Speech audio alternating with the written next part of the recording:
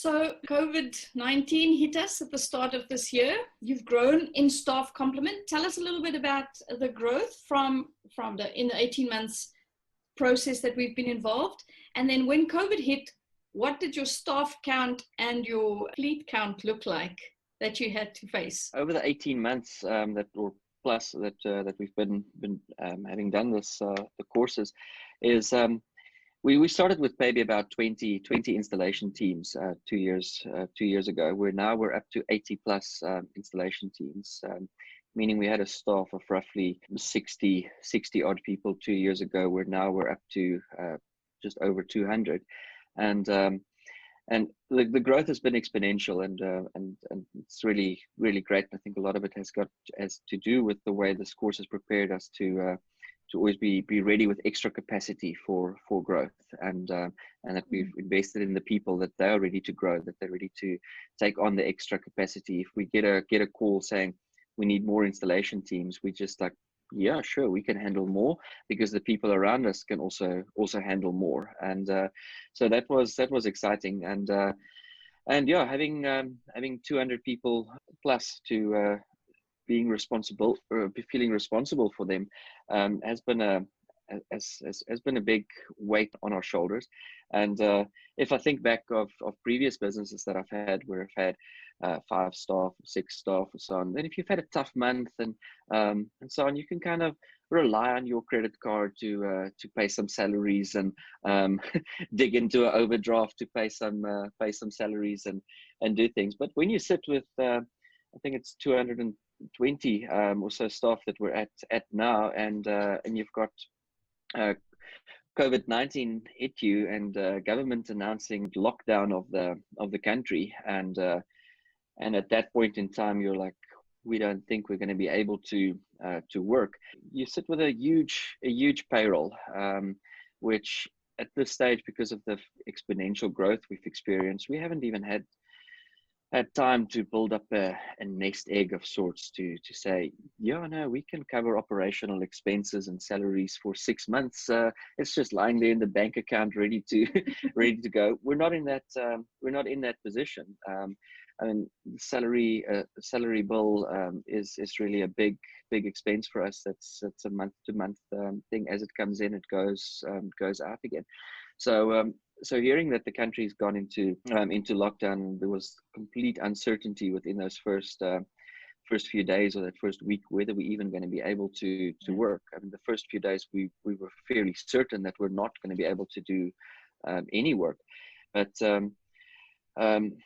it was really a weight that we sat and we thought, what are we going to do? And but our first response was, and I think it's part of what we've learned in this time, is our first response was not lie down and be like, oh, this is a disaster. What are we going to do? We're going to, everybody's going to lose their work. We're not going to be able to pay salaries. We had immediately that same night on our WhatsApp group, we were starting to chat. We were saying, okay, guys, what are we going to do? How are we going to keep the wheels running? What's an essential service? That was the first thing that came up. We said, what's essential service? People are going to need food. Let's start distributing food. Let's start an online store and get food out. And those thoughts started going, and that was great, because it didn't allow you to then sit back and ponder on the negative of the possible lack of income, but it kept our minds going in the positive, and how to grow, and how to actually keep this thing going.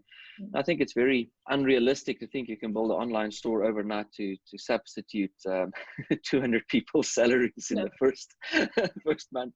It is completely unrealistic, but we're like, we're going to do this anyway, to get it done. I love that. When we worked with Nano to do their strategic plan for the year, one of the values they uncovered is adaptability is our superpower. And you can see it in everything you do and the way your team operates. Nobody puts their hand in their hair when you come up with the next new wacky idea. People are just used to it now. And because you believe it's possible, they believe it's possible.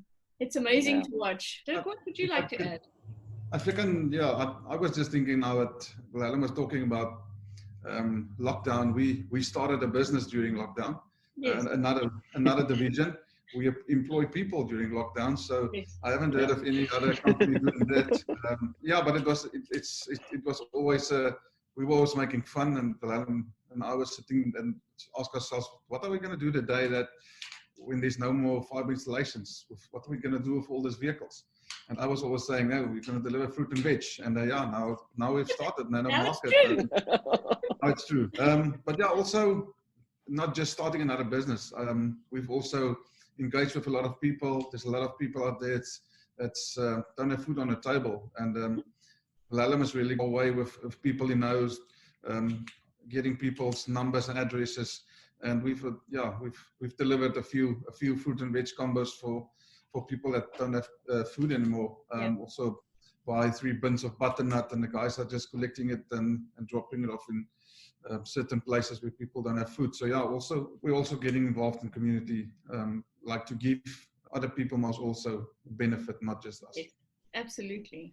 Yeah, exactly. So the lockdown has been very bad, obviously, to a lot of people. Even in our business, I mean, 3 of the apartments had to basically close in this time. Yeah. And but even those, Nano Secure, the security side, they can go on with a little bit of work. They're allowed to do service calls and repairs and emergency breakdowns and so on. But our aircon installation company, they can't do anything. Our glass installation company can't do anything. But the need on fiber has increased, and so we've been able to reutilize those resources back into fiber, and been a record month during lockdown. So what I wanted to also mention about those businesses that have had to close, or close, so to speak, is we've been very intentional there to stay open even while we're closed. I mean, making sure that the Facebook and social marketing and stuff continues, engaging with our clients continues, quoting clients as far as possible continues. And we've been very intentional there in saying, keep quoting, get that client to take a video of what they want done, send it in, send him a quote. Get the client to do a couple of measurements for you for a door opening that we know, okay, it's roughly 5 meters or 3 meters or whatever. Get the quotes out there. Continue to fill the pipeline. Once this is done, that you can immediately start going again. And the complaints that I've seen online about other companies, people are saying we can't get hold of them. We don't know where they are. They're not answering their phones. And I think we've been very intentional there of keeping that open and keeping that going. And I understand the reality of that people also sit with. If we can't pay people's salaries, we can't keep them on working on the background and working from home. But I think you need to be realistic there and say, well, if you're going to just sit back, you're definitely not going to start up after lockdown. But if you can keep your pipeline filled afterwards with work already, so that at least that first day when you can start working, and not the first day you can start advertising again, start generating leads, start the sales process, but that you've actually got your first bit sorted out. And of course, the amazing thing about that is that that's how you're viewing it, but your team is in step with you. Your